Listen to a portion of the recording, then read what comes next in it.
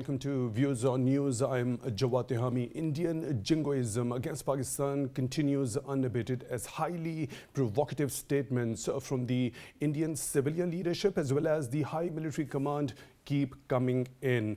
In October, Indian Defence Minister Rajnath Singh had said, I would like to quote him, that he hoped to have Gilgit-Baltistan as part of India to complete the mission the Modi government began by annexing Indian illegally occupied Jammu and Kashmir in August 2019, unquote. A couple of weeks before, the General Officer Commanding in Chief of India's Northern Command, General Upendra Dwivedi, said it will carry out any order given by the government and we are always ready for it. Pakistan's Foreign Office and ISPR both categorically rejected these statements, and Pakistan's Foreign Office at that time of Rajnath Singh's statement said it was ridiculous and saying it represented India's expansionist mindset. And also Pakistan's military media wing, ISPR, denounced General Dwivedi's statement as an apt manifestation of Indian Army's delusional frontline troops at the LOC. Let me quote him, let me categorically clear Pakistan's armed forces are ever ready, not only to defend every inch of our motherland, but 2 and 23. We'll be talking about that aspect in the second half of the show. For the first half, let me introduce the panelists. So we are being joined in the studio by Dr. Amna Mehmood. She is expert foreign affairs. Dr. Amna, thank you very much for your time, for being on Views on News. And we are also being joined in the studio by Dr. Owais bin Wasi. He is Kashmiri leader and also Associate Professor, Faculty of Social Sciences, Rifa International University. Dr. Owais, thank you very much for your time, also for being on Views on News. And on Skype, we are being joined by Lieutenant General retired RazaMuhammad Khan. He is former President, National Defense University. General Raza, thank you very much for your time, also for being on Views on News. Let me begin the discussion with you, General Raza. A loud and a clear message by Chief of Army Staff, General Asim Munir, to the Indian authorities for the highly provocative statements that have been coming so frequently by them. Your take, sir. Okay, Bismillah Rahman Rahim. I think whatever the Chief of Army Staff said was appropriate, very timely, and I think it was needed, considering some misperceptions of the Indian civil military leadership that may have arisen because of some political instability in Pakistan and some economic problems that Pakistan is facing. But I think they have forgotten the response of the people of Pakistan, the government of Pakistan, and its armed forces to any attempts of aggression by India in the very recent past. And I think whatever happened after they carried out air raids in Balakot or their so-called surgical strikes, I think that is known to everyone, that is known to the Indians themselves, that is known to the international community, that India was actually, that aggression was beaten back. And particularly when the Indians lost 2 of their aircrafts to the Pakistanis' reaction to their aggression. So they need to remember that, because before making any such statements. And I think at all levels, on a political note, and it is unfortunate that immediately, as you said, after the statement of the Indian Defense Minister, the Indian military was ready to jump at execution of what he said, which is not easy, as I've said earlier, despite the fact that India is now spending about 40% of their total economic outlay on their defense, spending about $75 billion every year. So they should never forget such things. And I think we have responded to that appropriately at all levels. Right, General Raza, your point is well taken. Dr. Amna, when we talk about this particular statement by Chief of Army Staff, it speaks volumes about the preparedness and the readiness of the Pakistan's armed forces to thwart any misadventure, as General Asim Munir has categorically said that any sort of misadventure of that sort would be met with full might of the armed forces. Do you think after this statement by the COAS, the agitating nerves of the Indian top leadership would have get a little bit of calm? I think, Jawad, since Pakistan has change of command, so they wanted to test the new leadership, that how they respond to Indian aggression and Indian threats. And you know, they are very much aware of Pakistani capabilities, as General Raza mentioned, that they have seen in the recent past, that is not far away. But Indians are having their nefarious designs in a way that whenever they are having their domestic politics, political challenges, they speak volumes about Pakistan, Pakistani aggression, Pakistani terrorism, and Pakistani anti-Indian designs. Pakistan showed nothing like that. And you see that since the next year is the election year, and Indian elections are held in number of layers, like 3 at least steps. So next year we will see continuous statements like this, and we have to counter that. And there is nothing new, because Indians are having 2 years in calm, and that is the period in the middle of the 2 election processes. And then near the election process and just after the election process, they show their aggression. And you know, you see the manipulation through media, and media hype is very important for Indian elections, because they always play Pakistani card as a threat. And you have listened that while Indian Defense Minister was raising slogans like that we are going to sort Pakistan out, etc. Then there were counter slogans coming from the people that we want Pakistani occupied Kashmir. It was just to raise the domestic hype in terms of political support for Mr. Modi, because otherwise you have seen that Mr. Modi's government performance was negligible as compared to his first term. And he has nothing to portray before Indian people, that what he has achieved in terms of economy, in terms of national cohesion. Rather, he has created bifurcation in terms of minorities, of all minorities in India. And no nation can gain strength, though they have crossed a milestone that they are now 3rd, 4th largest economy of the world, but no nation can stand being responded befittingly by the Pakistani armed forces for their misadventure. But even after that, don't you think they have learned their lesson after that very swift operation against its misadventure? And when Pakistan gave India a bloody nose, and still these highly provocative statements keep coming in, why do you think it is so? Yes, in fact, India is quite aware about the capacity and preparedness that Pakistan has, and the response that we did in that Abhinandan case. I think India is well aware of it.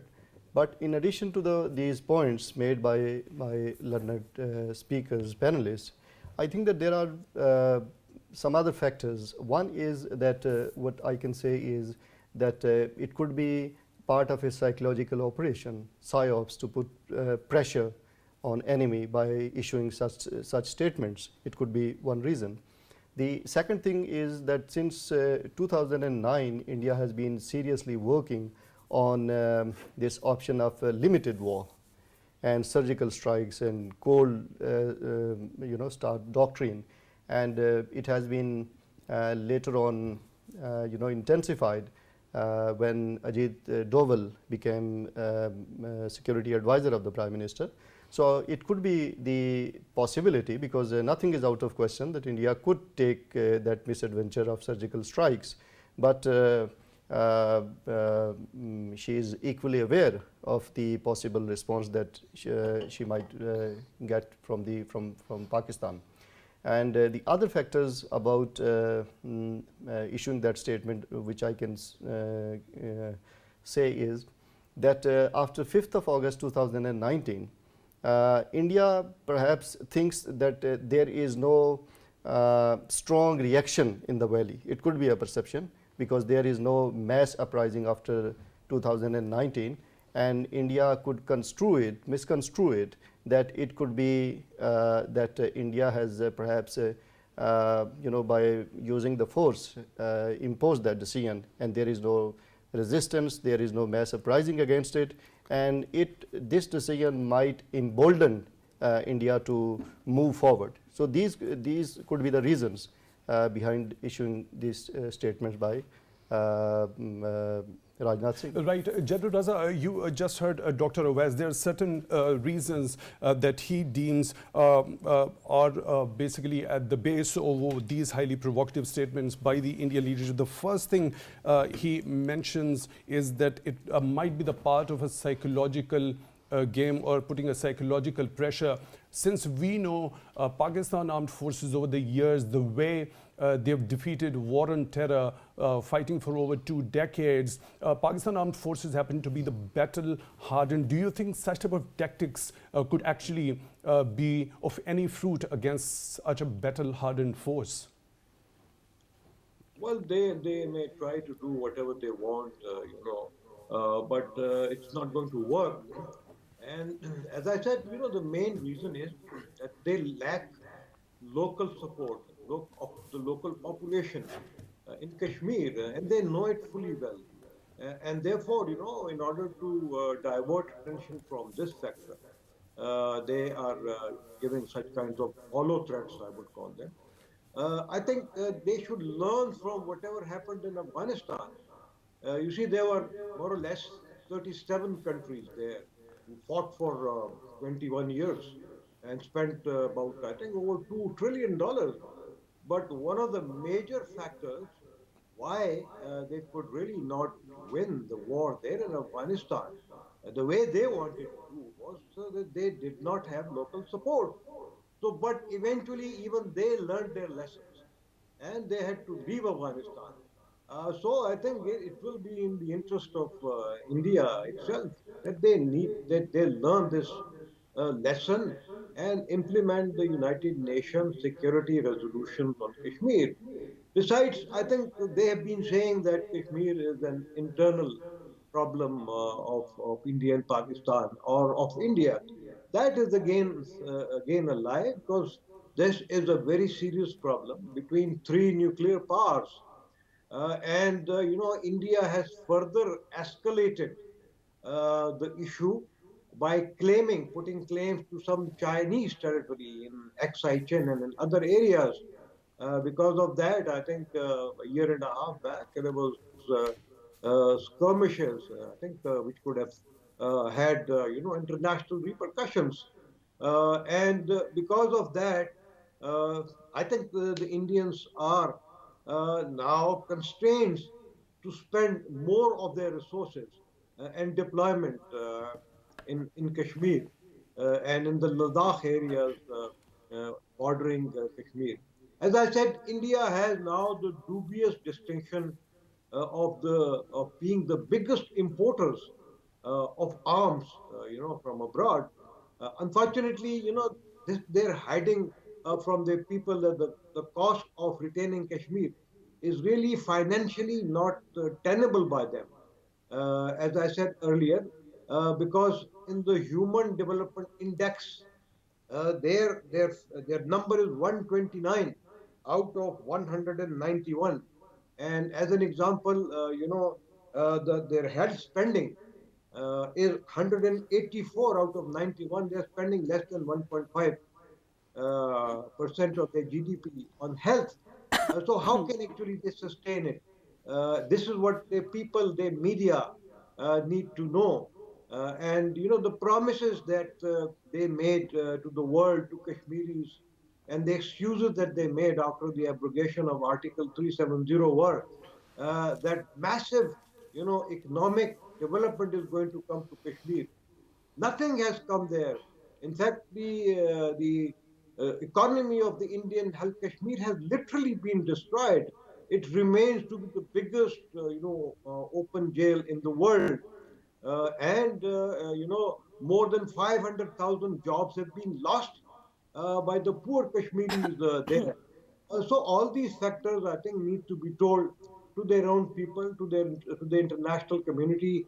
And in this, I think there is a major role of the United Nations and the United States to prevail upon India to stop such kinds of, provocative statements, which is going to destabilize not only the subcontinent but the entire Asian region. General Raza, this is a very pertinent point that you have highlighted, the role of the international community. Chief of Army Staff in his statement has also mentioned this particular thing. I'll come to this aspect. But Dr. Amna, why do you think India remains so obsessed with this idea of getting parts of AJK or Gilgit-Baltistan, despite we know historically it was India that went to the United Nations, and there are certain United Nations resolutions that categorically give the Kashmiris their right to self-determination, and the method and the procedure should be adopted. So why do you think over the years India is still unable to follow those directions by the United Nations Security Council and implement them? So it's very clear that there is no intention to implement those resolutions of United Nations. And one thing where we have seen that post 5th August actions of India, there is no substantial pressure from international community that India has violated international law, it has violated UN Charter, and UN resolutions were binding on them. And they came out with no penalty from international community, and just mild resolutions are not working on India. And that's why they are, instead of going, if there would be any international pressure on India, they must have been defensive, that they have done wrong, they have violated their own constitution, they have declared Kashmir as a special zone, not the territory of India, disputed territory. It was disputed territory. Since there is no pressure from international community, everyone is taking its economic interest and they don't want to go on stake. That's why India is getting emboldened and they are trying to be aggressive. And you know, aggression is the best defense. They are taking it right now, that instead people talk about, Pakistan talk about, as Pakistan is talking on every forum, that Indian held Kashmir is to be released because it is illegally occupied. So they are talking about a step further on aggression, that they would take back Pakistani held Kashmir, what they call it, and Gilgit-Baltistan as well. And you know, that is not very simple, as they think that West is still involved in AUKUS and Quad with them, and they are ignoring India's role and atrocities and human rights violation in Indian held Kashmir. China is there, Russia is there, SCO is there, and they are taking notice of that. And since we are, we have provided China a corridor to Gwadar, and that is very pertinent for China as well. So it is not easy for India to take Gilgit-Baltistan as they are talking about. Right. Dr. Owais, when we talk about the claims of development in the Indian illegally held Jammu and Kashmir, the Foreign Office spokesperson repeatedly has said, and after Rajnath Singh's statement, said these remarks are farcical, and the so-called development work in IIOJK was mere an eyewash. So as General Raza has also mentioned earlier, there was loss of jobs and the people's livelihoods were completely uprooted. Yes, there are two situations of this, the context that we are talking about with reference to Azad Jammu and Kashmir and Gilgit-Baltistan. Number one is that legal position, as Dr. Amna very rightly pointed out, that India has taken an aggressive position just to hoodwink the international community that there is no locus standi of Pakistan on Kashmir. As far as AJK is, it's not AJK and GB is concerned, it's the whole state of Jammu and Kashmir, where Pakistan's position is so clear that United Nations recently convened a session after 2019, United Nations Security Council convened a session. So it means that it is on the agenda of the United Nations. United Nations Secretary General issued statements. United Nations organizations, human rights councils, and also some other international organizations, human rights organizations, they keep on highlighting the internationally recognized dispute, this nature and the human rights being perpetrated over there. And recently you have also seen David Liu's statement, Americans' David Liu statement. He also mentioned and expressed concern about human rights violation in Kashmir. So as far as this international standing is concerned, international status of Jammu and Kashmir is concerned, I think this is undisputed. And this is not, this has not been given by Pakistan. This has been recognized by international community, and still it is valid, number one. Number two is to what extent it is viable. I don't think so, because in the context of this a nuclear region, I don't think that India can take that misadventure, can do that misadventure, because this is equal to, this is tantamount to crossing international border, and then the nuclear war can break out. So I think that such kind of thing cannot be made by India. And the other objectives, of course, that India wants to have by issuing these statements, to put Pakistan under pressure and to tell the international community that. Right. Yes. Dr. Owais, your point is well taken. Dr. Owais bin Wasi joining in the studio, and Dr. Amna Mehmood also joining us in the studio. And on Skype we are joined by Lieutenant General retired RazaMuhammad Khan. I'll have to take a short break, and after we return we'll be talking about the plight of Dalit community in India and the kind of discrimination that is being meted out to them, especially the school-going children and the youth over there. For that, stay tuned.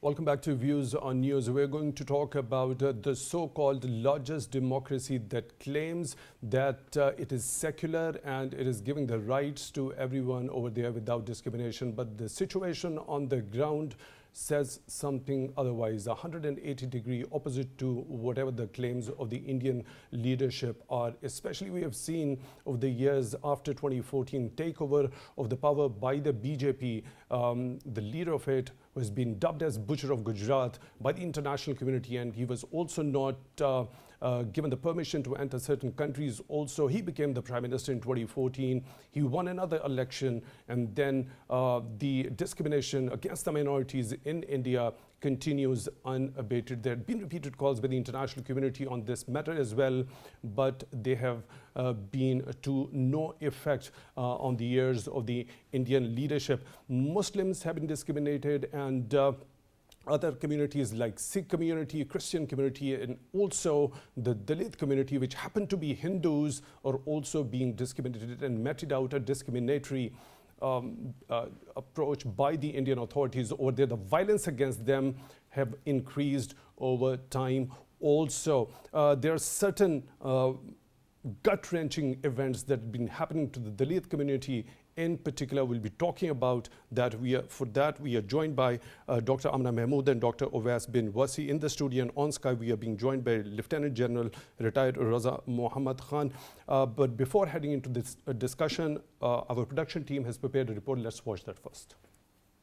India, with every passing day, is gregariously burying its claims of being the largest secularistic democracy of the world by becoming the most intolerant state for not only the religious minorities but also for their Hindu castes, which are considered lower in hierarchy of social and economic inclusion, specifically the Dalits. Since BJP's Narendra Modi has taken the office of Prime Minister of India, his Hindutva-oriented extremist policies has further led the poison of intercommunal hatred to seep in the political, social foundations and mesh of India, which has made the lives of Muslims and other lower castes of Hindus a nightmare. This was evident when a Dalit youth committed suicide by hanging himself after he was tied to a tree, severely thrashed and humiliated in Kolar district of the Indian state of Karnataka by 4 upper caste Hindus. In another incident, a school principal in Tamil Nadu's Erode district forced Dalit students to clean a school toilet. The mother of one of the students filed a complaint against the school principal in which she wrote that Miss Geeta Rani singled out only scheduled castes children to clean the toilet. Previously, a 9-year-old boy, Indra Meghwal, who belonged to India's marginalized Dalit community from Rajasthan's Jalore district, died after allegedly being assaulted by his school teacher because he drank water from an earthen pot meant for the upper caste. These incidents are the actual proofs that the India is no longer safe for even Hindus. The international human rights organizations are also proving India to be a threat for religious freedom, as this largest secular state has been ranked 8th among countries that are at the highest risk of mass killing in 2022-2023, as per the findings of a United States-based study for Early Warning Project, which identifies countries at risk of mass violence. Indian minorities, whether belonging to the lower castes of Hinduism or those belonging to other religions, are still looking and yearning for the real independence to live their lives with the true spirit of India's claimed secularism. Unfortunately, even after the 7 decades of independence, India has failed to actually prove that it is the world's largest democracy.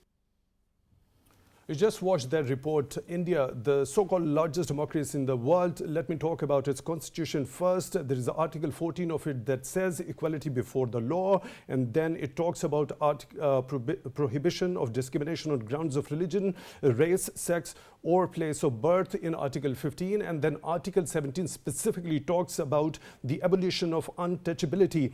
I would quote it: untouchability is abolished and its practice in any form is forbidden. The enforcement of any disability arising out of untouchability shall be an offence punishable in accordance with the law, unquote. Despite these clear-cut indications in the Indian constitution, the discrimination, especially to the Dalit community on the basis of untouchability, continues to happen, as you watched in that report. These are gut-wrenching events that are happening to this community over there. There happen to be over 200 million. A 9-year-old schoolboy was beaten to death just because he went to drink water from a place which is designated for upper-class Hindus. Similarly, a 13-year-old schoolboy was also thrashed and beaten, and he fought for his life in the hospital for 9 days, after which he succumbed to those injuries.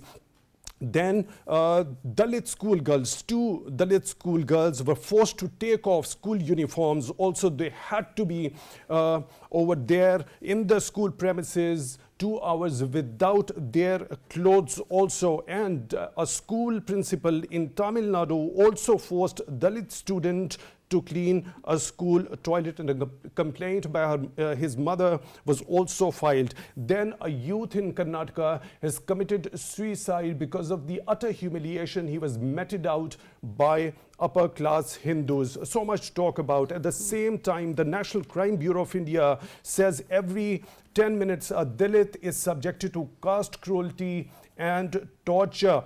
And also there is a report by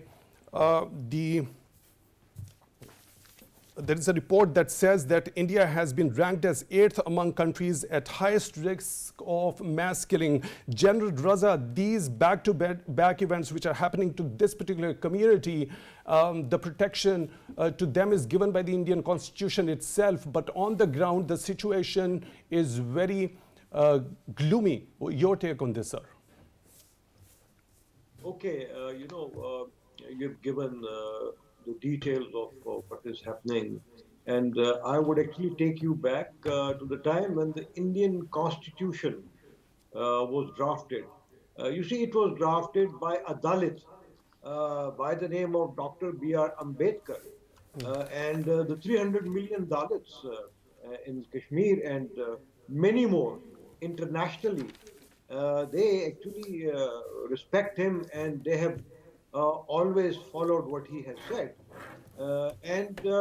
No, he was the one who had actually abandoned Hinduism because of, he knew that in the caste system which is prevalent in India, Dalits are supposed to be untouchables. While he drafted, whatever you stated in the Indian Constitution, but unfortunately, there is, this contradiction that what the Indian religious beliefs are, and particularly the beliefs of the RSS and the BJP, they actually have disregarded those constitutional provisions about Dalits in particular, and they continue to be untouchable.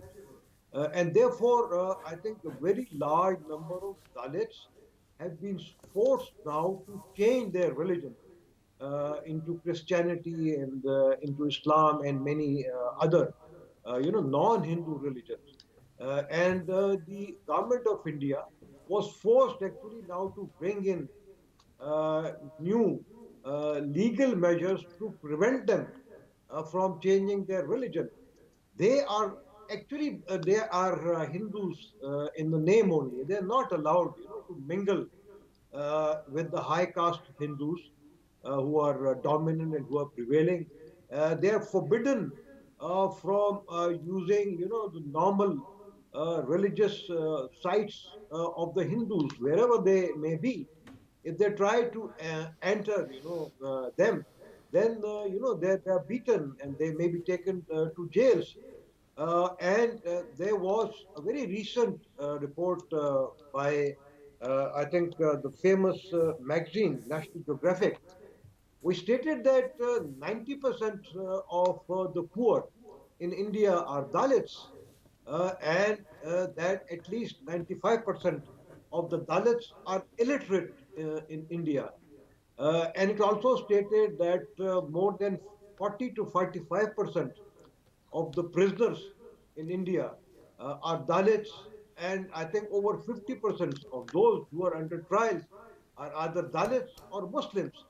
So, these are the statistics which are provided not only, by India itself, but internationally. And unfortunately, the world is not taking notice of this.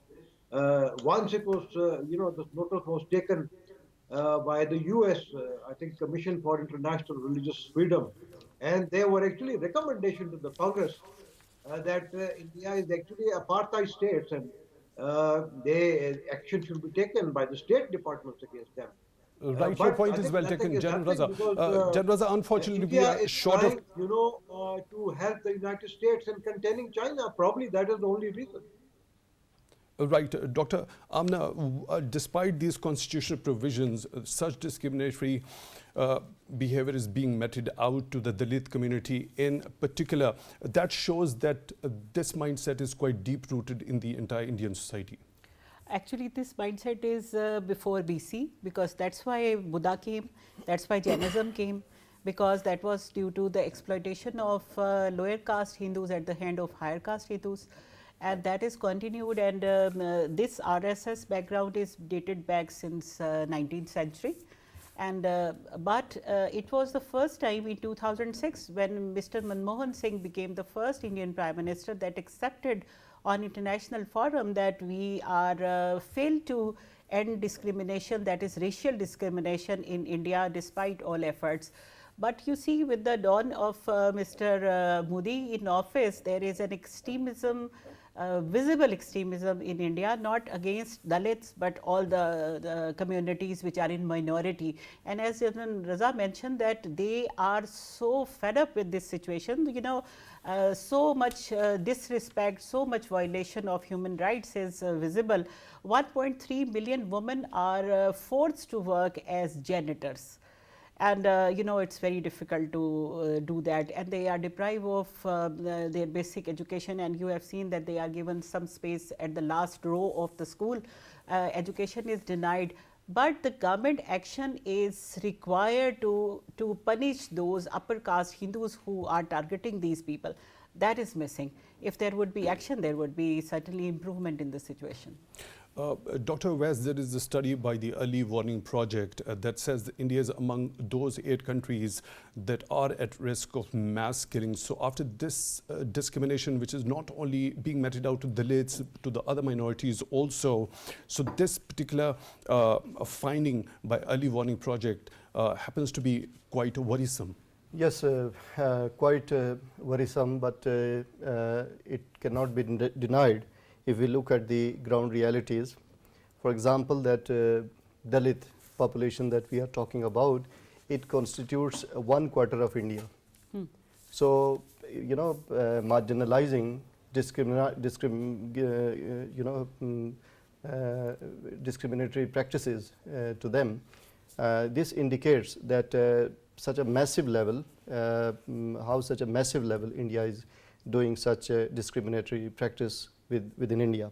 And this is these practices are to those who claim to be Hindus. So now, as a matter of fact, in India, only those people who are loyal to Hindutva ideology, they can remain in India, and rest of the minorities, no matter they have the same faith for as Dalits are, they perhaps do not have any space in India. Number one. Number two is that there is hue and cry by international human rights organizations and human rights defenders also. Hue and cry means against these practices, of these communities. As 20 countries, they urge India to protect these religious freedoms, and many other countries, they have also raised concerns, and they issued a recommendation to implement in India. So we cannot say that there is a